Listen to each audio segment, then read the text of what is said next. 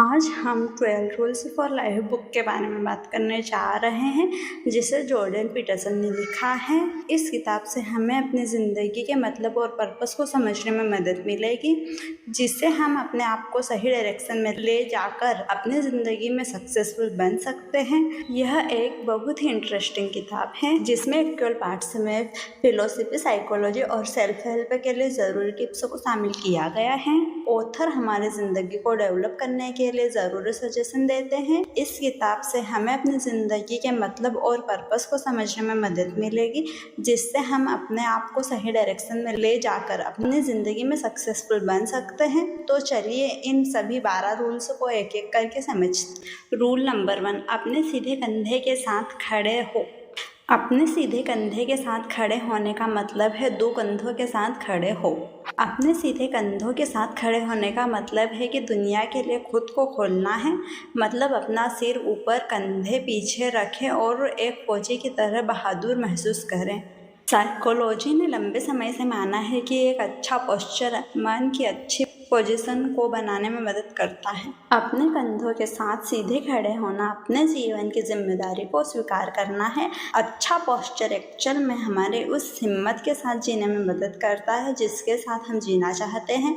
Author कहते हैं कि एक अच्छे कैरेक्टर वाले लोगों का पोस्चर अक्सर अच्छा होता है, और क्योंकि कैरेक्टर हमारे जीवन में बहुत ज़रूरी रोल निभाता है, इसीलिए अभी से अच्छा पोस्चर बनाना शुरू करें। बिना वजह न झुके, वही करने की कोशिश करें जो आप सच में करना चाहते हो। रूल नंबर 2, अपने आप के साथ ऐसा व्यवहार करें जैसे आप किसी की मदद करने के लिए जिम्मेदार हैं। ऑथर इसमें हमें लॉ ऑफ बिबल के बारे में बताते हैं। अपने पड़ोसी से अपने समान प्यार करो।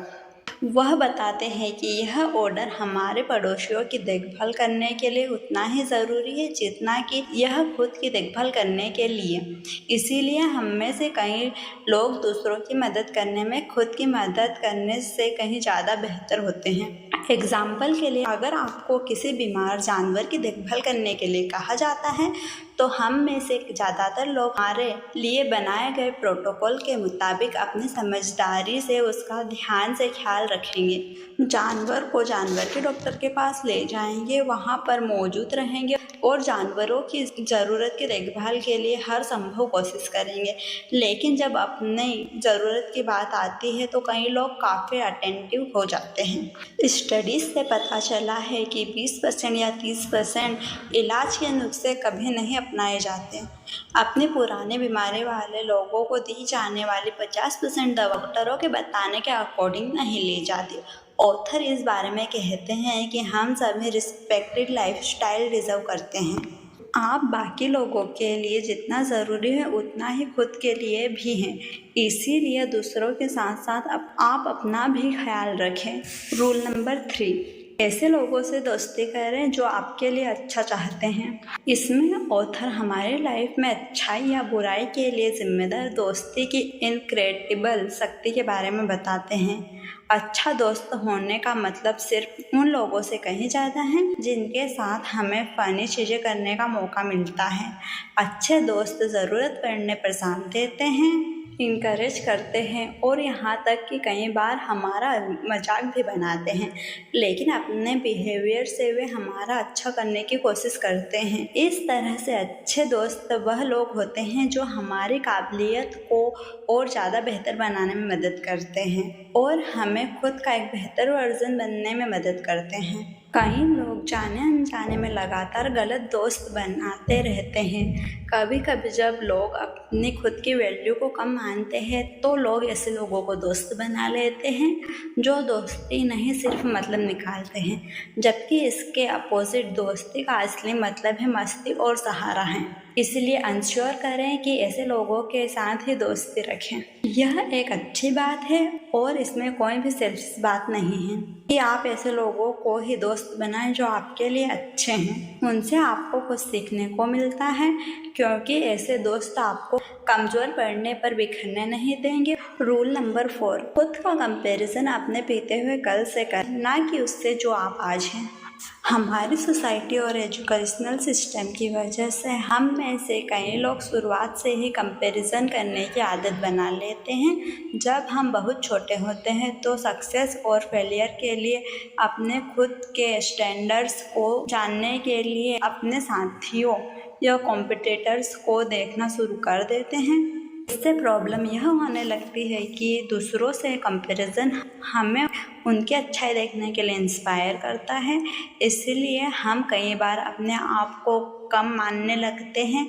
इस तरह से कंपैरिजन हमें कमज़ोर बनाने लगता है। कंपैरिजन तब बड़ी प्रॉब्लम बनने लगता है जब आप यह सोचने लगते हैं कि लोग आपसे बेहतर ही होंगे। वहीं अपने कल का कंपैरिजन करने से आप अपने आप को बेहतर बनने के लिए इंस्पायर करते हैं, जिससे असली फ़ायदा भी आपको ही होता है।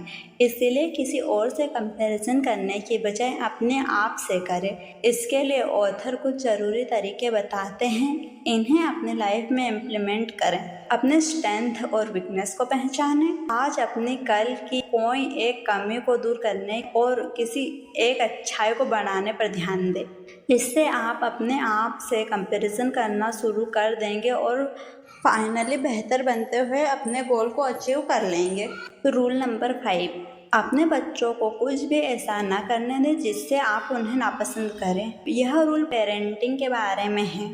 यह चैप्टर इस किताब का सबसे शॉकिंग चैप्टर है, क्योंकि इसमें ऑथर बहुत सी ऐसी बातें बताते हैं जो आज नॉर्थ अमेरिका में रिस्ट्रिक्टेड हो गई हैं। एग्जाम्पल के लिए किसी भी पेरेंट्स को अपने बच्चों को फिजिकली हर्ट करने से मना करते हैं। उन मदर्स को भी ऐसा करने से मना करते हैं जो अपने टीनेजर बच्चों को डिसरिस्पेक्ट करती हैं। वह अच्छी पेरेंटिंग के साथ साथ बुरी पेरेंटिंग के बारे में भी बताते हैं। अच्छी पेरेंटिंग मतलब दोनों पेरेंट्स अपने बच्चे को पालते हैं, और बुरी पेरेंटिंग में कोई एक पेरेंट्स दूसरे पेरेंट्स पर बच्चों को पालने की पूरी जिम्मेदारी डाल देता है। वह सजेस्ट करते हैं कि कैसे लोग अच्छी पेरेंटिंग करते हैं ताकि सोसाइटी में पॉजिटिव योगदान देने वाले इंसानों की पेरेंटिंग अच्छी तरह से हो सके। ऑथर माता पिता को डिसिप्लिन बनाने के लिए इनकरेज करते हैं ताकि वह बच्चों को अच्छी तरह से डिसिप्लिन बिहेव करना सिखाएं।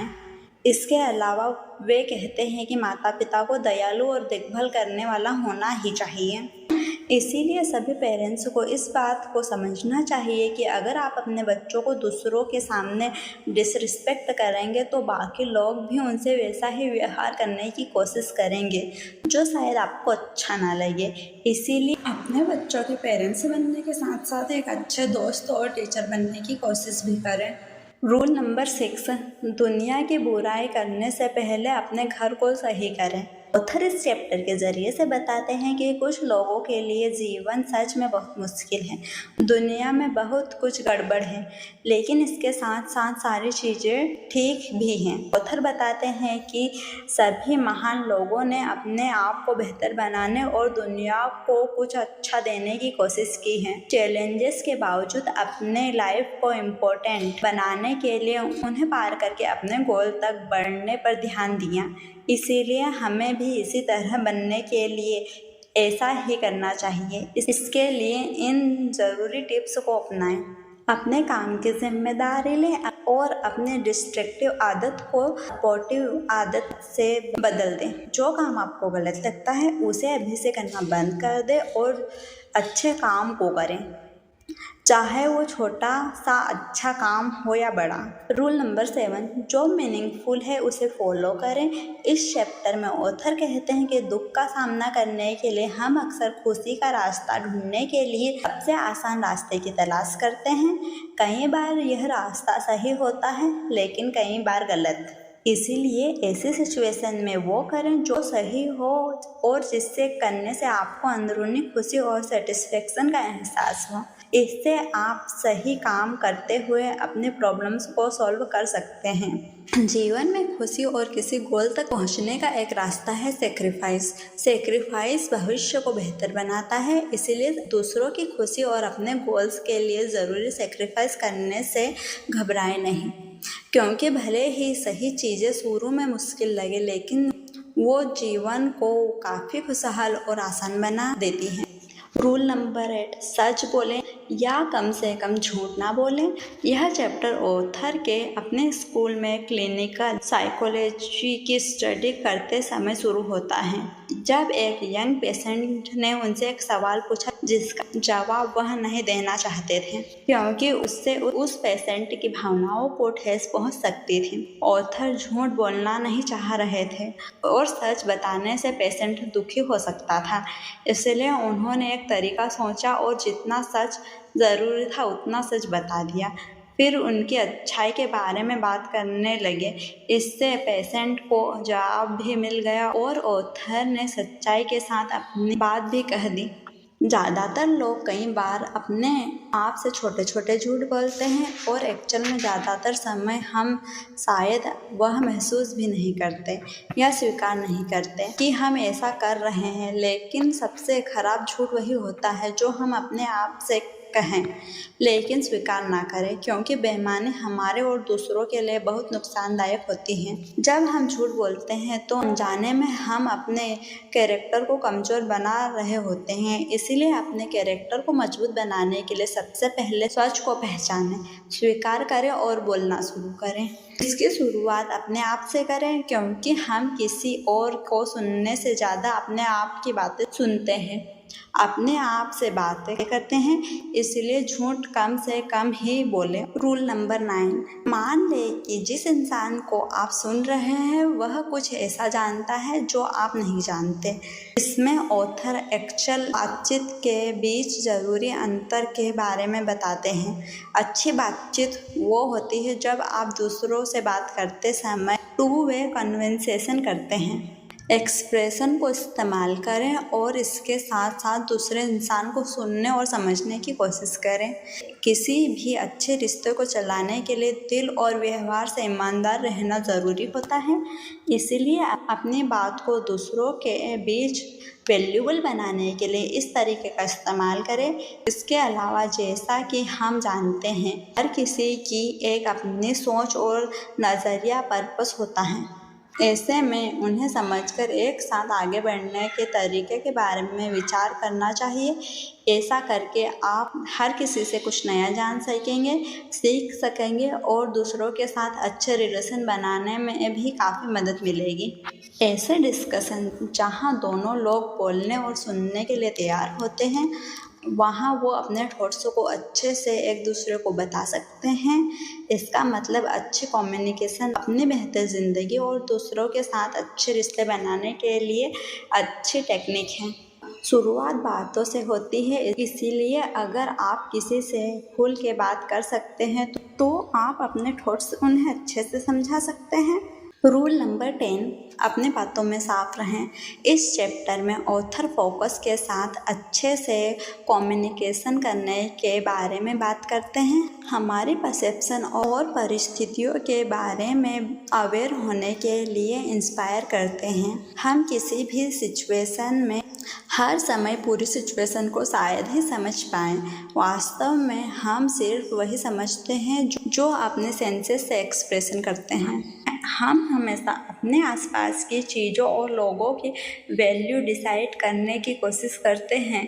जब अच्छे सिचुएशन में नहीं होते तो हमारी सबसे पसंद की चीज़ भी हमारे लिए कुछ मायने नहीं रखती। लेकिन इसके बावजूद हमें उम्मीद रखकर हर सिचुएशन में कुछ पॉसिबल ढूंढना चाहिए, क्योंकि नेगेटिव कंडीशन भी कई बार हमारी ज़िंदगी में कुछ नया और अच्छा रास्ता बनाने के लिए एक अच्छा मौका साबित हो सकती है। इसीलिए निराशा की सिचुएशन का सामना करने पर हम नेगेटिव चीज़ों को अवॉइड करते हुए पॉजिटिव और काम की चीज़ों पर फोकस करना चाहिए। इसीलिए कॉन्फिडेंट रहें और हर सिचुएशन का सामना करें। रूल नंबर 11, स्केटबोर्डिंग करते समय बच्चों को तंग ना करें। पीटरसन इसे एक ऐसे शहर की कहानी के साथ शुरू करते हैं जहां एडमिनिस्ट्रेशन ने स्केटबोर्ड्स को स्केट्स करने की जगह से हटा दिया था। पीटरसन मानते हैं कि किसी भी बेस पर किया गया भेदभाव हमारे दुनिया में कहीं ना कहीं प्रॉब्लम्स क्रिएट करता है। हमारी संस्कृति में बनाए गए नियम लोगों के फायदे के लिए ही बनाए गए थे, इसीलिए किसी भी लिंग या जाति जैसे मुद्दों पर बेस्ड नियमों को खत्म करके समानता वाले नियम बनाने चाहिए जो काबिलियत को प्राथमिकता देते हैं, क्योंकि लिंग या जाति से बनाए गए नियम नाइंसाफी करते हैं, चाहे वे किसी के भी साथ हो। इस बारे में वे आगे बताते हैं, बिना देखे किसी की ताकत का अंदाज़ा अचानक नहीं लगाना चाहिए, क्योंकि बिना मुकाबला किए आप फैसला नहीं कर सकते कि कौन कितना ताकतवर है और वे हमारे लिए कैसे फ़ायदेमंद साबित हो सकते। रूल नंबर 12, जब आप सड़क पर किसी बिल्ली से मिलते हैं तो उसे पालें। हर दिन कम से कम दिन में 3 अच्छी चीज़ें करने की कोशिश करें, चाहे वो सड़क पर दिखी बिल्ली का खाना खिलाना हो, उसे पालना, ऑफिस में अपने स्टाफ में किसी को सपोर्ट करना हो या फैमिली मेम्बर्स को अच्छा महसूस करवाना हो। इससे आपको इंटरनल सेटिस्फेक्शन मिलेगी और इस तरह आप हर दिन बेहतर बनते जाएंगे। तो दोस्तों, 12 रूल्स फॉर लाइफ किताब में हमने यह समझा कि कैसे हम हमारे ज़िंदगी की छोटी से बड़ी चीज़ें हमारी ज़िंदगी को इफ़ेक्ट करती हैं, जो आपकी ज़िंदगी को अच्छा और बुरा बनाने में मदद करती हैं। किताब की मदद से आप अपनी ज़िंदगी को इम्पोर्टेंट मतलब और पर्पस के बारे में जान चुके हैं। अब इन 12 रूल्स को अपनी ज़िंदगी में अपनाकर खुश रहने और आगे बढ़ने में अपनी मदद कर सकते हैं। आपको किसी पर डिपेंड होने की ज़रूरत नहीं है। आप कॉन्फिडेंट के साथ अपनी बात सबके सामने रख सकेंगे। आप अच्छे और बुरे का फैसला खुद ले सकेंगे। अब अपनी अच्छी ज़िंदगी की शुरुआत के लिए अपनी ज़िंदगी में इन 12 रूल्स को शामिल कर सकते हैं। अगर आप आपकी ज़िंदगी को बेहतर बनाना चाहते हैं तो आपको यह किताब ज़रूर पढ़नी चाहिए। अगर वीडियो पसंद आया हो तो वीडियो को लाइक करें, शेयर करें और चैनल को सब्सक्राइब करें। Thank you for watching.